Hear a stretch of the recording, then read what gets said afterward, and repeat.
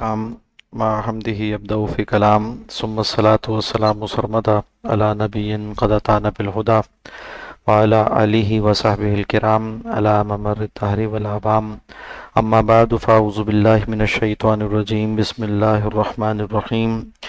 क़द समिअ अल्लाहु क़ौलल्लती तुजादिलुका फ़ी ज़ौजिहा व तश्तकी इलल्लाह वल्लाहु यस्मअु तहावुरकुमा इन्नल्लाह समीउम बसीर सदक़ल्लाहुल अज़ीम रब्बि इश्रह ली सदरी व यस्सिर ली अमरी वहलुल उक़दतम मिन लिसानी यफ़क़हू क़ौली अल्लाहुम्मा अरिनल हक़्क़ हक़्क़न वरज़ुक़ना इत्तिबाअह व अरिनल बातिला बातिलन वरज़ुक़ना इज्तिनाबह आमीन या रब्बल आलमीन। अल्लाह सुब्हानहु व तआला की तौफ़ीक़ से हम 28वें पारे का आज आगाज़ कर रहे हैं सूरह मुजादिला से, और इसमें जो पहली सूरत वाक़ई हुई है सूरह मुजादिला, इसका उन्वान एक वाक़े से माखूज़ है जो इस सूरत में ज़िक्र किया गया कि नबी अकरम सल्लल्लाहु अलैहि वसल्लम के पास से ख़ातून आई जिनका नाम खौला बिनत मालिक बिन सालबा था। उनके शौहर का नाम औस बिन साबित था, औस बिन सामित। माजरा यह हुआ कि औस बिन सामित ने इनसे ज़िहार कर लिया। ज़िहार का मतलब यह है कि कोई मर्द अपनी बीवी से ये कहे कि तुम्हारी पीठ, यानी ज़हर कहते हैं पीठ को, और इस अमल को ज़िहार कहते हैं कि जिसमें शौहर यूँ कहे कि तुम्हारी पीठ मेरे लिए ऐसे है गोया जैसे माँ की पीठ, यानी अपनी बीवी के आज़ाए जिस्म में से किसी उसको अपने महरम रिश्तेदार के उससे तशबीह देना, ख़ास तौर पर वो जो कि आज़ाए मस्तूरा होते हैं। तो इससे होता यह है कि ये एक तरह की मुफारक़त का ज़रिया बन जाता है, और उसके बाद फिर इस शख्स को या तो इद्दत पे वो रुजू करेगा, और उसके बाद उसके अहकाम बताए गए कि वो इस कसम को हटा कर, यानी इस कसम को ख़त्म कर कर वापस रुजू करेगा बीवी से। तो उस कसम को हटाने का तरीका क्या है, यानी कफ़ारा ज़िहार क्या है, उसे यहाँ पर बयान किया गया। और ये ख़ातून यानी खौला बिनत मालिक रज़ियल्लाहु ताला अन्हा, इन्होंने तवील उम्र पाई थी, और बाद में भी ये वाक़या जब नक़ल की, इन्होंने खुद इसकी सारी तफसील जो है वो बाद में बताई है। हज़रत आयशा सिद्दीक़ा रज़ियल्लाहु ताला अन्हा फरमाती हैं कि रसूलुल्लाह सल्लल्लाहु अलैहि वसल्लम से ये ख़ातून अपने इस मसले को आकर ज़िक्र कर रही थी घर के गोशे में, और वो अपना गम बयान कर रही थी, और मुझ तक वो आवाज़ नहीं पहुँचती थी, मगर सात आसमानों पर अल्लाह सुब्हानहु व तआला उसे सुन रहा था, और ये आयत नाजिल की और उनके लिए इस मसले को हल कर दिया। जब वो आई और इस मसले का इजहार किया नबी अकरम सल्लल्लाहु अलैहि वसल्लम के सामने, और बड़े बलीग अंदाज में कहा कि मेरी ज़िंदगी तो सर्फ हो गई अपने शौहर के साथ, अब इस उम्र में उसने इस तरह से ज़िहार कर लिया तो कोई रुजू की सूरत है। आपने फरमाया कि अल्लाह की किताब में तुम्हारे लिए कोई सूरत मैं नहीं पाता, यानी मुझ पर जो वही नाजिल हुई उसमें तुम्हारे लिए कोई सूरत नहीं है, तुम अलहदगी इख्तियार कर लो। तो इस दौरान आपने तवक्कुफ़ किया और ये आयात नाजिल हो गई, जिन आयात में अल्लाह सुब्हानहु व तआला ने उसके लिए एक रुख़सत का ज़रिया और इस मसले से निकलने का एक ज़रिया वो बयान फरमा दिया। बिस्मिल्लाहिर्रहमानिर्रहीम। क़द समिअ अल्लाहु क़ौलल लती फ़ी ज़ौजिहा। तहक़ीक़ सुन ली अल्लाह सुब्हानहु व तआला ने उस खातून की बात जो आपसे झगड़ा कर रही थी, यानी अपने मसले को ज़रा बयान करने में उसका अंदाज़ ऐसा था अपने खाविंद के बारे में, व तश्तकी इलल्लाह, और अल्लाह से भी वो शिकायत कर रही थी। मुराद क्या है कि अल्लाह के सामने अपना मसला रख रही थी कि अल्लाह कोई हल निकाल दे इसका। वल्लाहु यस्मउ तहावुरकुमा, और अल्लाह सुब्हानहु व तआला तुम दोनों की गुफ्तगू सुन रहा था। इन्नल्लाह समीउम बसीर, बेशक अल्लाह खूब सुनने वाला खूब देखने वाला है। हज़रत उमर रज़ियल्लाहु ताला अन्हु अपने ज़माने खिलाफत में एक मरतबा सफ़र फरमा रहे थे, रास्ते में ये खातून आ गईं और उन्होंने हज़रत उमर को सख्त अल्फाज में नसीहतें शुरू कर दी, और काफ़ी बुज़ुर्ग उम्र दराज खातून थी। तो आपके साथ जो लोग थे वो भी हैरान थे कि ये कौन खातून है जो इस अंदाज में, इस लहजे में हज़रत उमर से बात कर रही हैं। हज़रत उमर से कहने लगी कि उमर, एक वक्त था कि लोग तुम्हें उमैर कहते थे, नहीं छोटा सा उमर, फिर तुम्हें उमर कहने लगे, फिर एक वक्त आया कि आज तुम्हें लोग अमीरुल मोमिनीन कहते हैं, तो देखो अल्लाह को ना भूलना, अल्लाह से डरते रहना। इस तरह की सख्त बातें, यानी अंदाज़ उनका नसीहत का था। तो लोगों ने पूछा कि अमीरुल मोमिनीन ये खातून कौन है, तो आपने फरमाया ये वो खातून है जिनको अल्लाह सुब्हानहु व तआला ने जिनकी आवाज़ सुन ली और उनके गम में उनके लिए सूरत बयान की, यानी जिसकी बात अल्लाह सुने तो उमर भी उसकी बात सुनने के लिए रुक जाए। कहने लगे कि अगर ये मुझे रोके रखती तो अगले दिन तक भी मैं यहाँ रुका रहता, सिर्फ फ़र्ज नमाजों के लिए जाता, बाकी वक्त इन खातून की बात को सुनता। व तश्तकी इलल्लाह, वल्लाहु यस्मउ तहावुरकुमा, अल्लाह तुम दोनों की बातें सुन रहा था, अल्लाह खूब सुनने वाला देखने वाला। अल्लज़ीना युज़ाहिरून मिनकुम मिन निसाइहिम, तुम में से जो लोग ज़िहार करते हैं अपनी बीवियों से, यानी इस तरह का कलिमा कह बैठते हैं, मा हुन्ना उम्महातिहिम, ऐसे कहने से वो उनकी माएँ नहीं बन जाती, इन उम्महातुहुम इल्लल्लाहि वलदनहुम, उनकी माएँ तो वही हैं जिन्होंने उन्हें जना है। व इन्नहुम लयक़ूलून मुनकरम मिनल क़ौलि वज़ूरा, और बिलाशुबा ये ऐसी बात कहते हैं जो नामाकूल भी है और झूठ पर मबनी है, झूठी बात है। अब इसका हल क्या है उसको आगे जिक्र किया। व इन्नल्लाह लअफ़ूव्वुन गफ़ूर, बेशक अल्लाह बहुत माफ़ फरमाने वाला और बहुत बख्शने वाला है।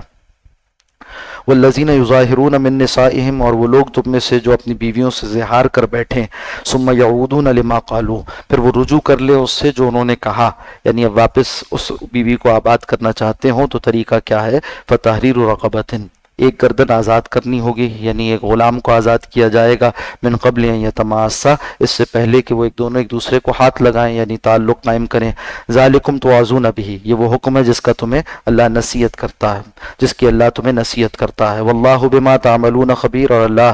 खूब बाखबर है तुम्हारे अमल से। फमल्लम यजिद, जो ग़ुलाम न पाए, यानी उसके पास इतनी वसअत न हो कि वो ग़ुलाम आज़ाद कर सके, फ़सियामु शहरैन मुतताबिअैन, तो फिर उसके लिए मुतय्यन सूरत यह है कि वो 2 माह के मुतवातिर रोज़े रखे, मुसलसल रोज़े रखे, बीच में कोई भी नागा हो गया और रोज़ा रह गया तो इसके नतीजे में असर 9 गिनती का आगाज़ हो जाएगा। मिन क़ब्ल अन यतमास्सा, इससे पहले कि वो दोनों एक दूसरे को हाथ लगाएं। फमल्लम यस्तते, और जो इसकी भी इस्तिताअत न रखता हो, यानी ये कि उसकी ताकत नहीं है, कमज़ोरी के बायस, ज़ौफ़ के बायस, किसी मर्ज़ के बायस, फ़इतामु 60 मिस्कीना, तो वो खाना खिलाए 60 मिस्कीनों को। ज़ालिका लितुमिनु, ये इसलिए कि तुम ईमान लाओ, यानी ईमान रखो, बिल्लाहि व रसूलिही, अल्लाह और उसके रसूल पर, यानी अहकामात शरीयत पर अमल पैरा रहो। व तिलका हुदूदुल्लाह, और ये अल्लाह की हुदूद है, यानी शरीयत की हुदूद है।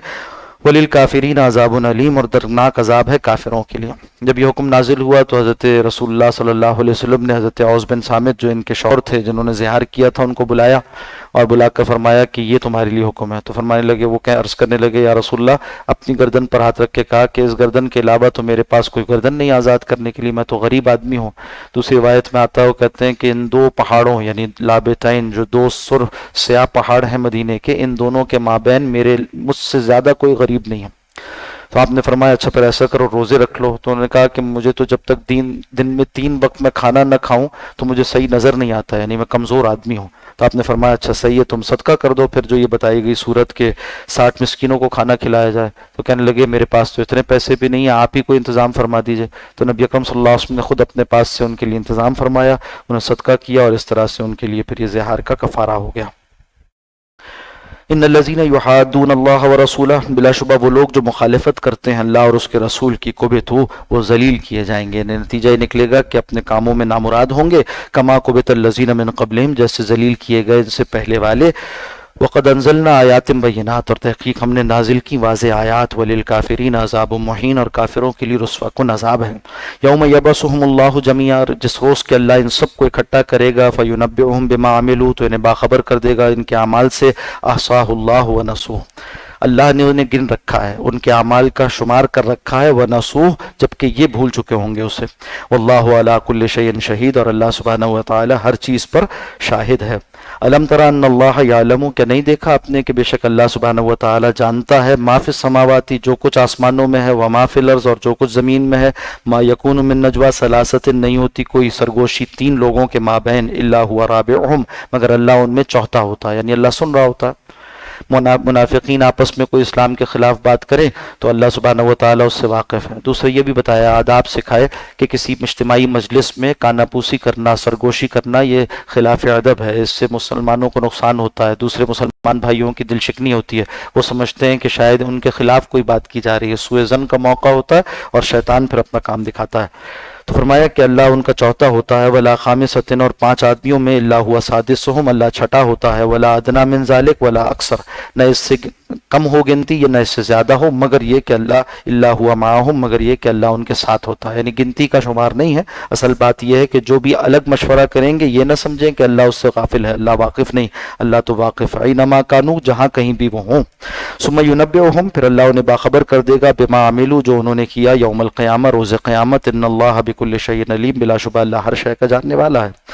अलम तरा इलल्लज़ीना नुहू अनिन नजवा, کیا دیکھا آپ نے، غور کیا ان کے حالات پر جن لوگوں کو منع کیا گیا تھا، نہو روک دیے گئے تھے، ان النجوا سرگوشی کرنے سے منع کیا گیا تھا، ثم یعودون لما نہوا عنہ پھر وہ لوٹتے ہیں، یعنی پھر کرتے ہیں وہی کام جس سے انہیں منع کیا گیا تھا، ویتناجون بالاسم والعدوان، اور ان منافقین کا حال یہ ہے کہ آپس میں سرگوشیاں کرتے ہیں گناہ اور زیادتی کی بابت، مسلمانوں کو نقصان پہنچانا چاہتے ہیں اور یہ کام ان کے لیے گناہ ہے، ومعصیت الرسول، اور رسول اللہ صلی اللہ علیہ وسلم کی نافرمانی کے لیے آپس میں سرگوشیاں کرتے ہیں، وَإِذَا جَاءُوكَ اور جب یہ آتے ہیں آپ کے پاس، حَيَّوْكَ تو آپ کو ایسے دعائے حیات دیتے ہیں، بِمَا لَمْ يُحَيِّكَ بِهِ اللَّهُ کہ جن الفاظ سے اللہ نے آپ کو دعائے حیات نہیں دی۔ منافقین آئے اور آ کر آپ صلی اللہ علیہ وسلم کو السلام علیکم کہنے کے بجائے السلام علیکم کہنے لگے۔ السلام کا معنی ہوتا ہے موت، سام کہتے ہیں موت کو، تو السلام علیکم آپ پر موت ہو، نعوذ باللہ۔ حضرت عائشہ صدیقہ رضی اللہ تعالیٰ عنہ نے سن لی یہ بات، تو آپ نے ان منافقین کو برا بھلا کہا، تو آپ صلی اللہ علیہ وسلم نے منع فرمایا کہ چھوڑ دو، یہ دیکھو میں نے کیا جواب دیا تھا۔ تو آپ ان لوگوں نے السلام علیکم کہا تو آپ نے فرمایا وعلیکم، یعنی جو تم نے کہا وہی تم پر ہو، اور فرمایا مومن کے شاید نشان نہیں کہ وہ کسی کے ساتھ بدگوئی کرے۔ تو فرمایا کہ ایسے الفاظ میں کہتے ہیں، وہ یقولون فی انفسہم، اور پھر ایسی جسارتیں کرنے اور ایسی غلط حرکت کرنے کے بعد اپنے دل میں یہ خیال کرتے ہیں، لولا یعذبنا اللہ بما نقول، اللہ ہمیں عذاب کیوں نہیں دیتا ان باتوں پہ جو ہم کہتے ہیں، یعنی ان کا خیال تھا فوراً پکڑ لیے جائیں گے، اگر یہ رسول برحق ہے تو ہم پر فوراً عذاب آنا چاہیے، ہماری زبان پر فالج آ جانا چاہیے، بتایا ایسا نہیں، اللہ جانتا ہے، حسبہم جہنم، ان کی سزا تو جہنم ہے، کافی ہے ان کے لیے جہنم کا عذاب، یصلونہا یہ اس میں داخل ہوں گے، فبئس المصیر بہت برا ٹھکانہ ہے۔ یا ایھا الذین آمنوا اے لوگوں جو ایمان لائے ہو، اذا تناجیتم فلا تتناجوا بالاسم والعدوان، تو جب تمہیں سرگوشی کی ضرورت پڑ جائے مومنوں تو آپس میں گناہ اور زیادتی کے بابت سرگوشی نہ کیا کرو، ومعصیت الرسول اور نافرمانی کی باتوں میں شریک نہ ہوا کرو، رسول اللہ صلی اللہ علیہ وسلم کی نافرمانی پر مبنی باتوں پر شریک نہ ہوا کرو، ولا تناجوا وتناجوا بالبر والتقوی، اور آپس میں سرگوشی کی نوبت آئے، ضرورت پڑے تو نیکی اور تقوی کی بات کیا کرو، کسی کو نیکی کی تلقین کرنی ہے، کسی گناہ سے روکنا ہے، سب کے سامنے مجمع میں کہنا مناسب نہیں، تو کونے میں لے جا کر کہہ دیا تو اس کی گنجائش ہے اور یہ درست ہے، کسی کو مجمع میں ٹوکنا اس کے لیے باعث عار ہو جاتا ہے، تو اصلاح کا طریقہ یہ ہے کہ اسے ایسے موقع پر نصیحت کرو جب کوئی اور نہ سن رہا ہو، واتقوا اللہ الذی الیہ تحشرون، اور اس اللہ کا تقوی اختیار کرو جس کی طرف تم سب اکٹھے کیے جاؤ گے، انما النجوى من الشیطان، بے شک یہ جو بری سرگوشیاں ہوتی ہیں یہ شیطان کی طرف سے ہیں، شیطانی عمل ہے، لیحزن الذین آمنوا تاکہ وہ غمگین کرے اہل ایمان کو، ولیس بضارہم شیئا اور یہ نقصان پہنچانے والے نہیں کچھ بھی، الا باذن اللہ مگر اللہ کے حکم سے، یعنی جو منافقین کا طرز عمل ہے کامیاب نہیں ہوگا، وعلی اللہ فلیتوکل المؤمنون اور چاہیے کہ اللہ ہی پر توکل کریں اہل ایمان، یا ایھا الذین آمنوا اے لوگوں جو ایمان لائے ہو، اذا قیل لکم تفصحوا فی المجالس، جب تم سے کہا جائے کہ مجلسوں میں کشادہ ہو کر بیٹھو، فافصحوا تو کشادگی پیدا کیا کرو، یفصح اللہ لکم اللہ تمہارے لیے کشادگی پیدا کر دے گا، وَإِذَا قِيلَ انشُزُوا اور جب تم سے کہا جائے کہ کھڑے ہو جاؤ، فانشزوا تو کھڑے ہو جایا کرو، یرفع اللہ الذین آمنوا منکم تو تم میں سے جو ایمان والے ہیں اللہ ان کے درجات بلند کرے گا، والذین اوتوا العلم درجات اور جن کو علم دیا گیا ان کے تو بڑے درجات ہیں۔ واقعہ پیش آیا کہ نبی اکرم صلی اللہ علیہ وسلم خطبہ جمعہ ارشاد فرما رہے تھے اور صفا چبوترے پر آپ موجود تھے، اور اس موقع پر لوگوں کا ہجوم زیادہ تھا، کچھ سینئر صحابہ اکرام رضوان اللہ تعالی علیہ مجمعین جو بدر میں شریک ہوئے تھے وہ بعد میں تشریف لائے، اور اس وجہ سے انہیں پیچھے کھڑے ہو کر خطبہ سننا پڑ رہا تھا، تو نبی اکرم صلی اللہ علیہ وسلم نے چند نوجوانوں سے کہا کہ بھئی تم لوگ جگہ خالی کرو، اور وہ جو بزرگ آئے ہیں صاحب علم آئے ہیں ان لوگوں کے لیے آگے جگہ بنا دو، تو وہ جو حضرات اٹھے تھے ان کے لیے ایک طرح گرانی کا باعث بھی ہوا تھا، تو ان کے لیے بھی تسلی کا سامان کیا گیا کہ یہ تو اللہ کا حکم ہے، اور یہ کہ جب نبی اکرم صلی اللہ علیہ وسلم فرمائے اس طرح سے تو تمہیں یوں کرنا چاہیے، مجلسی آداب بھی سکھا دیے، مگر دوسری طرف یہ ہوا کہ منافقین نے یہ باتیں کہنی شروع کر دی کہ ان لوگوں کے ساتھ زیادتی ہوئی ہے، یہ پہلے آ کر بیٹھے ہوئے تھے، ان کو اٹھا کر من پسند لوگوں کو قریب کر لیا گیا، تو بتایا جا رہا ہے کہ یہ تمہارا خیال غلط ہے، جو آپ صلی اللہ علیہ وسلم سکھا رہے ہیں یہ آداب ہیں، طریقہ یہ ہے کہ مجلس میں جو لوگ عمر رسیدہ ہوں یا اسی طرح سے علم و فضل کے اعتبار سے، تقوی کے اعتبار سے، اپنی حیثیت کے اعتبار سے بلند تر ہوں، جب وہ آئیں تو چاہیے کہ ان سے جو کم ہیں وہ ان کے لیے جگہ خالی کریں اور مجلس میں جگہ بنایا کریں، اور آپس میں کشادہ ہو جایا کریں، یعنی جگہ کو اپنے آپ کو سکیڑ لیں تاکہ جگہ کشادہ ہو جائے، بعد آنے والے اگر ایسے لوگ ہیں جو قابل تعظیم و اکرام ہیں تو ان کو آگے کیا جائے، اور یہی مجلسی آداب ہیں کہ مجلس میں بیان کرنے والے سے قریب وہ لوگ ہو کر بیٹھیں جو علم میں بڑھ کر ہوں، اور آپ صلی اللہ علیہ وسلم کی مجلس میں یہی طریقہ ہوتا تھا۔ صحابہ کرام میں سے جو علم میں نمایاں حضرات تھے ان کو آپ اپنے قریب جگہ دیتے، اس کے بعد جن کی قربانیاں زیادہ ہوتی ہیں جیسے جو اصحاب بدر ہیں، اصحاب رضوان ہیں، ان کو پھر جگہ دیا کرتے تھے، اور اسی طرح بقیہ افراد۔ تو مجلس کے آداب بھی ہیں، اور مسلمانوں کے مابین بھی طبقات ہیں، مسلمانوں کے مابین بھی درجات ہیں، اور ان درجات کا خیال کرنا چاہیے۔ فرمایا کہ تم آج نوجوان ہو، تم اگر کھڑے ہو جاؤ گے ان کے لیے جگہ دے دو گے تو اللہ تمہارے درجات بلند کرے گا، جیسے کہ حضرت ابن عباس رضی اللہ تعالیٰ عنہ فرماتے ہیں نا کہ ذللت طالبا وعززت مطلوبا، کہ میں چھوٹا تھا عمر میں تو بڑے بڑے صحابہ اکرام ان کے دروازوں پر جاتا تھا اور علم حاصل کرتا تھا، طالب علمی میں نے بہت اپنے آپ کو اس طرح سے کھپایا اور لگایا، اور ان کے دروازے پر جا کر میں بیٹھ جاتا تھا، یہاں تک کہ دوپہر کی سخت دھوپ ہوتی تھی اور وہ مٹی اڑاتی تھی اور میرے سر پر بالوں پر بھی مٹی آ جاتی تھی، تو میں اس طرح ذلت اٹھاتا تھا علم حاصل کرنے کے لیے۔ پھر بعد میں اللہ نے علم پر مجھے علم کا وہ مقام عطا کیا کہ عززت طالبہ، کہ پھر میری عزت کی گئی، اکرام کیا گیا مطلوبہ، اس حیثیت سے کہ لوگ میرے پاس طالب بن کر آتے تھے اور میں ان کا مطلوب بن گیا۔ تو کہا کہ آج تم کسی بڑے کے چھوٹے بنو گے تو کل تمہیں اللہ سبحانہ و تعالیٰ بڑا بنا دے گا، یہی اصول ہے، والذین اوتوا العلم درجات، اور جنہیں علم دیا گیا ہے ان کے بڑے درجات ہیں۔ تو جن کے پاس علم ہے، چاہے وہ کسی بھی عمر کے ہوں، چاہے وہ کسی بھی نسل کے ہوں، چاہے وہ کسی بھی معاشی حیثیت کے ہوں، علم کے اعتبار سے اللہ نے ان کو برتری عطا فرمائی ہے، تو اپنی مجلسوں میں ان کو آگے جگہ دیا کرو۔ واللہ بما تعملون خبیر، اور جو کچھ تم عمل کرتے ہو اللہ سبحانہ و تعالیٰ اس سے باخبر ہے۔ یا ایھا الذین آمنوا، اے لوگوں جو ایمان لائے ہو، اذا ناجیتم الرسول، جب تم سرگوشی کرو رسول اللہ صلی اللہ علیہ وسلم سے، کوئی خاص بات کرنی ہو، اکیلے میں بات کرنی ہو، فقدموا بین یدی نجواکم صدقہ، تو اپنی سرگوشی سے پہلے کچھ صدقہ دیا کرو، یعنی کسی غریب کو کچھ صدقہ دے کر پھر آیا کرو۔ یہ حکم کیوں دیا گیا؟ اس لیے کہ منافقین آ کر تنگ کرتے تھے آپ صلی اللہ علیہ وسلم سے، علیحدہ سے بات کرنا ہے کہتے تھے، خلوت میں بات کرنی ہے، اور بہت سا وقت آپ کا خراب کرتے تھے، ضائع کرنے کی کوشش کرتے تھے، تو اس لیے یہ حکم لگا دیا گیا۔ مگر پھر اس سے نادار مسلمانوں کے لیے تکلیف ہو گئی، تو دن کے کچھ حصے میں یہ حکم باقی رہا، اور صبح حکم دیا گیا تو شام تک اس حکم کو منسوخ کر کر اگلی آیات آ گئی۔ ایک تنبیہ تھی جس سے منافقین کو متنبہ کرنا تھا، اور اس کے بعد اہل ایمان کے لیے سہولت کر دی گئی۔ ذالک خیر لکم، یہی تمہارے لیے بہتر ہے، واطہر، زیادہ پاکیزہ ہے۔ فإن لم تجدوا، اگر نہ پاؤ تم اتنی وسعت کے صدقہ کرو، فإن اللہ غفور الرحیم، تو بے شک اللہ معاف فرمانے والا ہے۔ اشفقتم، کیا تم ڈر گئے اس حکم سے کہ ہر مرتبہ تمہیں صدقہ کرنا ہوگا، ان تقدموا بین یدی نجواکم صدقات، کہ ہر مرتبہ اپنی علیحدہ خلوت والی گفتگو سے پہلے تمہیں صدقہ دینا پڑے گا۔ فإذ لم تفعلوا، تو اب ایسا تم اگر نہ کرو، یعنی صدقہ نہ دو، فتاب اللہ علیکم، تو اللہ نے تم پر نظر کرم فرمائی ہے، یعنی معاف کر دیا اور اس حکم کو ہٹا دیا۔ فاقیموا الصلاۃ، تو نماز قائم کرو، وآتوا الزکاۃ، اور زکوٰۃ ادا کرو، واطیعوا اللہ و رسولہ، اور اطاعت کرو اللہ اور اس کے رسول کی۔ حضرت علی فرماتے ہیں کہ اس دورانیے میں مجھے ضرورت پڑی نبی اکرم صلی اللہ علیہ وسلم سے اکیلے میں بات کرنے کی، تو اس حکم پر صرف میں نے عمل کیا کہ صدقہ دیا، اور اس کے بعد جا کر آپ صلی اللہ علیہ وسلم سے ملاقات کی، اکیلے میں بات کی، پھر بعد میں حکم منسوخ کر دیا گیا۔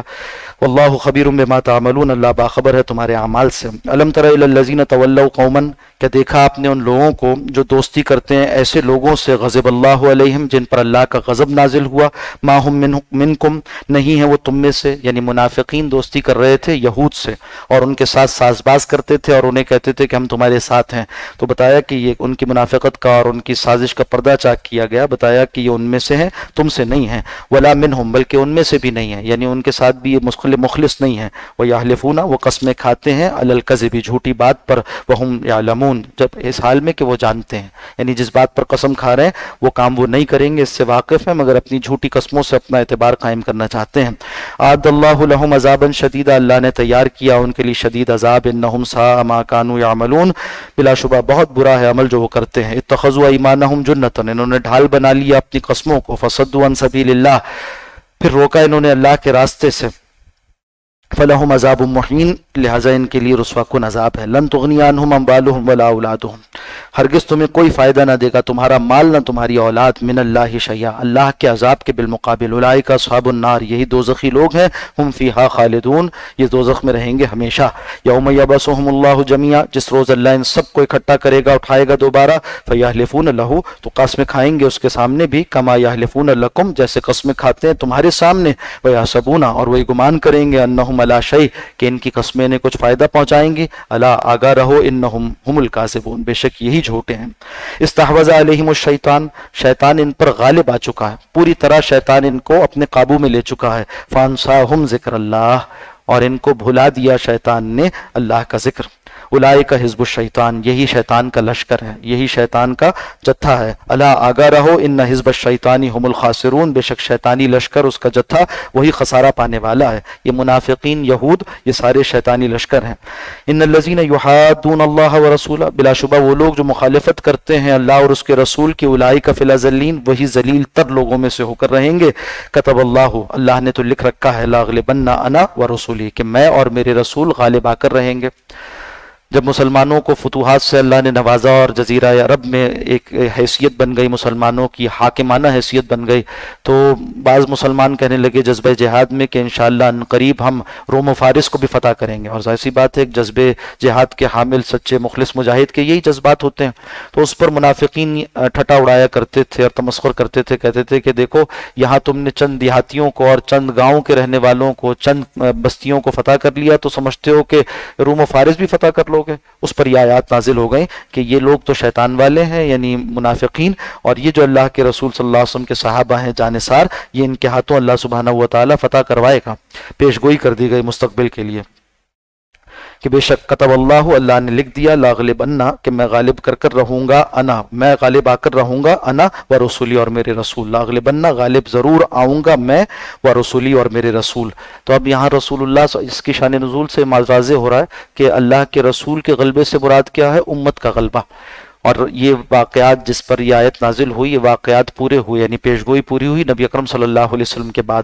تو اس آیت سے یہ نکالنا کہ جزیرہ نما عرب تک رسول اللہ صلی اللہ علیہ وسلم صرف مبعوث کیے گئے تھے اور وہیں تک کے لیے ان کا غلبہ تھا، اور اس کے بعد کہیں کسی کے ساتھ اس کا تعلق نہیں، یہ بھی غلط فہمی ہے۔ اور اس آیت سے یہ نکالنا کہ اس سے مراد یہ ہے کہ رسول اپنی ذات میں وہ منصور رہتے ہیں، اور انہی سے کے ساتھ یہ آیت کی بشارت خاص ہے، اور اس کے یہ معنی ہے کہ رسول کبھی جو ہے وہ قوم کے بالمقابل مغلوب نہیں ہوتے، یہ بھی ایک اضافی معنی ہے جو عکس کیے گئے، ورنہ اس آیت سے مراد یہ ہے کہ اللہ اپنے دین کو غلبہ عطا فرماتا ہے۔ اللہ اور اس کے رسول کا غلبہ اصل میں اس کے دین کا غلبہ ہے،